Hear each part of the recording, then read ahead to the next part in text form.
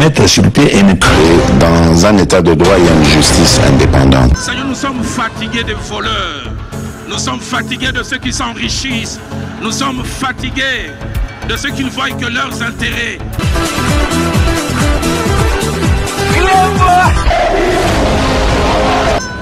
Je m'engage à user de tout ce qui est en mon pouvoir pour que les erreurs du passé ne se reproduisent plus et pour que les actions nécessaires à l'avancement de notre pays soient promptement prises.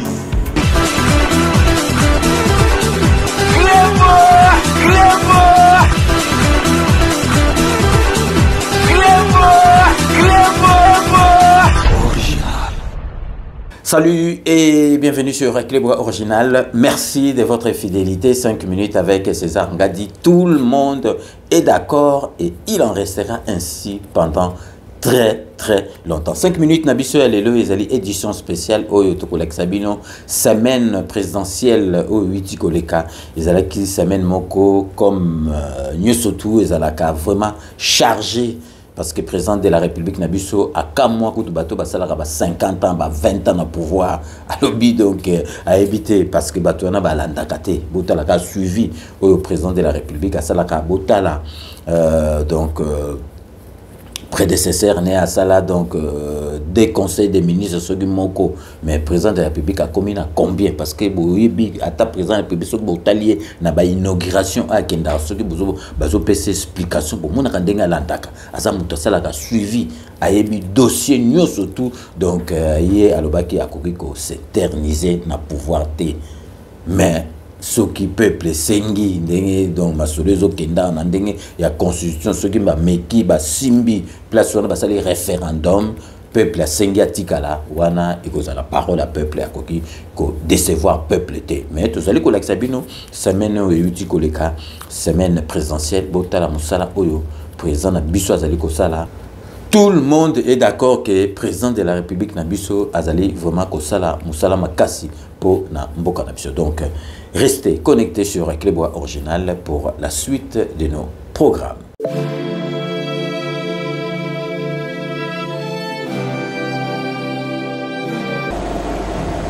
Magistrat suprême, le président de la République Félix-Antoine Tshisekedi Tshilombo a assisté en début de semaine au Palais du Peuple à l'audience publique solennelle et foraine de la rentrée judiciaire 2024-2025 du Conseil d'État. L'activité se tient conformément à l'article 24 alinéa 1er de la loi organique portant organisation et fonctionnement des juridictions de l'ordre administratif. Une occasion pour le bâtonnier national Michel Chebele Makoba de faire le plaidoyer sur le rôle de la médiation et la conciliation dans l'exécution des arrêts du Conseil d'État.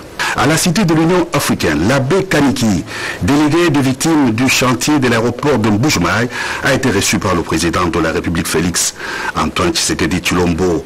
Membre de la Voix des Sans-Voix, l'abbé Kaniki est venu présenter au Père de la Nation les doléances des victimes des démolitions de maisons dans l'emprise de l'aéroport national de Bipemba en Mbujimayi. 800 maisons sur les avenues Dodoma et Zaïre dans la commune de Bipemba ont été en effet démolies le 28 octobre dernier pour la poursuite des travaux de rénovation et modernisation de l'aéroport de Mbujimayi. Le président de la République a promis de dépêcher la ministre des Affaires sociales en Mbujimayi pour rencontrer la population victime.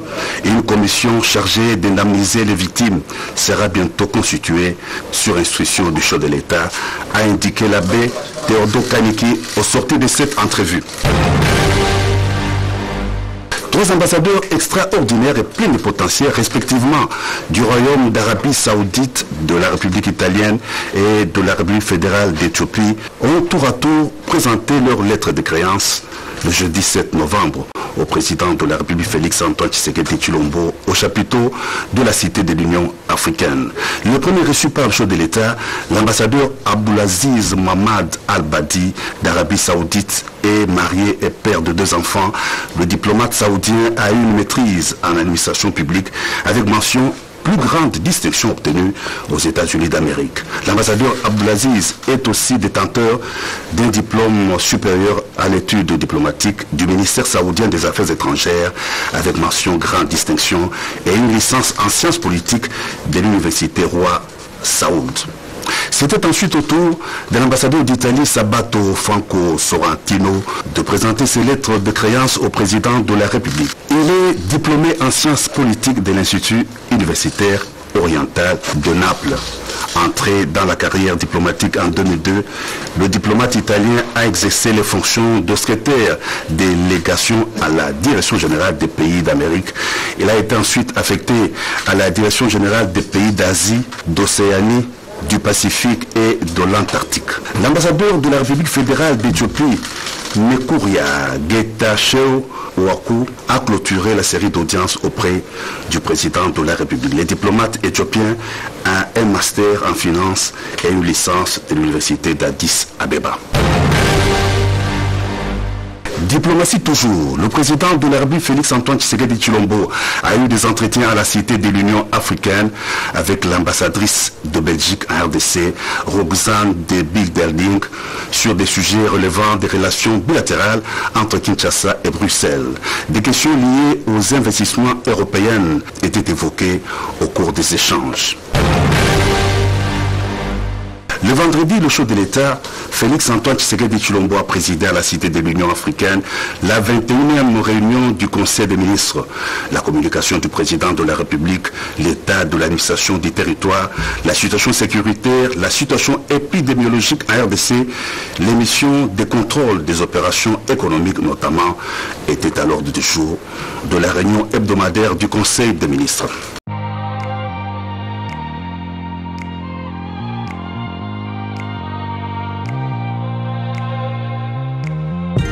Je l'ai dit au début de ce journal, plusieurs pharmacies ne respectent pas les normes.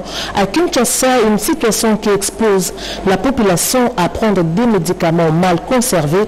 Un dossier de Joséphine Diondo et Fifi Mukundi. N'ouvre pas une pharmacie qui veut. Le domaine requiert une certaine expertise. Selon l'enquête menée par la DEPEM, Direction de pharmacie et médicaments en 2019, Kinshasa compte plus de 5000 pharmacies. Ouvrir une officine, c'est se soumettre à des conditions administratives et de viabilité drastiques. Le pharmacien qui représente cet établissement, cette pharmacie, va écrire au chef de division provinciale. C'est cet avis d'implantation qui va permettre qu'on puisse équiper la pharmacie. Parce que l'avis d'implantation, c'est une première étape. Et dans cette première étape, il y a deux conditions. PV de visite de site favorable et l'autorisation d'ouverture proprement dite, qui est payée au compte du Trésor public au niveau de la DGRK pour ce qui concerne les pharmacies dans la ville de Kinshasa. Des conditions souvent foulées aux pieds par certains, pour la plupart non professionnels. C'est très grave, c'est très dangereux pour la population. C'est n'importe quoi. Je vous cite un exemple. Il y a un type qui fume ma sentinelle, mais il a ouvert une pharmacie à Livourou, c'est lui-même qui va dans cette pharmacie. Quelqu'un qui ne sait ni lire ni écrire. Je voudrais que vous sachiez une chose, tout médicament est un poison. Même l'aspirine peut tuer quelqu'un. Les médicaments normalement doivent être très bien conservés.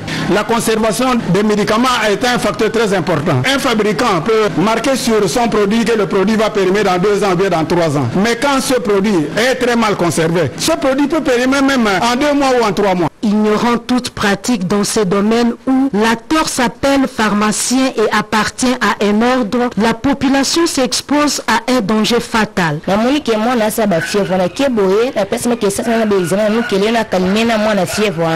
mon enfant est malade, je vais à la pharmacie, j'achète les médicaments contre la fièvre. Et les pharmaciens me recommandent par la suite d'aller voir un médecin pour une prescription médicale. Ce que je déplore aussi est que la majorité de nos pharmacies ici à Kinshasa, ils se permettent de vendre même les produits sans ordonnance, ce qui n'est pas normal ailleurs. Et vous partez dans une pharmacie, on vous vend même des produits qui nécessitent une ordonnance. Comment éviter le pire face à l'imposture dans les officines? Pour le moment, les pharmaciens inspecteurs vont passer en revue les pharmacies pour vérifier si les conditions minimales de fonctionnement sont réunies. Les propriétaires de pharmacies devaient se tranquilliser, ouvrir leurs portes, continuer leur activité pour permettre au ministère provincial de la Santé et permettre à la COREP de vérifier les conditions de viabilité. Pour accompagner l'effectivité de la couverture santé universelle, l'assainissement du secteur de la vente de médicaments s'impose dans la réponse à la question « Qui fait quoi avec quelle qualité ?»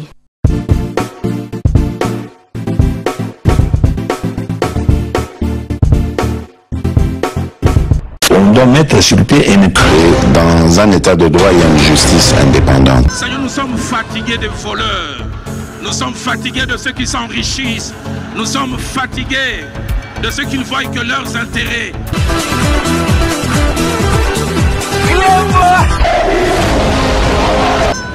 Je m'engage à user de tout ce qui est en mon pouvoir pour que les erreurs du passé ne se reproduisent plus et pour que les actions nécessaires à l'avancement de notre pays soient promptement prises. Clément